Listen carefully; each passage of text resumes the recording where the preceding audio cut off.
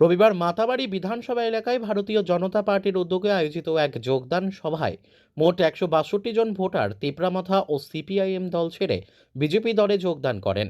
এদিনের যোগদান সভায় উপস্থিত ছিলেন রাজ্যের অর্থমন্ত্রী প্রণজিৎ সিংহ রায় এবং মাতাবাড়ি কেন্দ্রের বিধায়ক অভিষেক দেব রায় সহ অন্যান্যরা।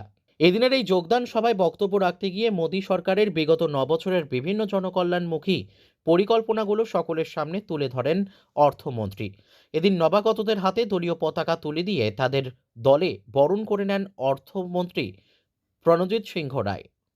আয়ুষ্মান ভারত, আয়ুষ্মান ভারতে যারা যারা পেয়েছেন, এখানে যে পরিবার যারা পেয়েছেন ভালো, কিন্তু ভারত সরকার বলেনি যে গরিব মানুষকে বাদ দিয়ে দাও, বেছে বেছে লোককে দাও। ভারত সরকার বলেছে সমস্ত গরিব মানুষকে আয়ুষ্মান ভারতের আওতায় আনো।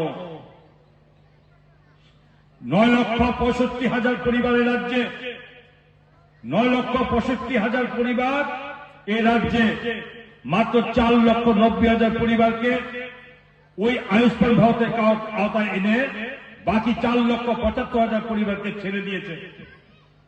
আজকে জেনে খুশি হবেন, আগামী ১২ই ফেব্রুয়ারি, আজকে কত তারিখ? আজকে ৪ তারিখ।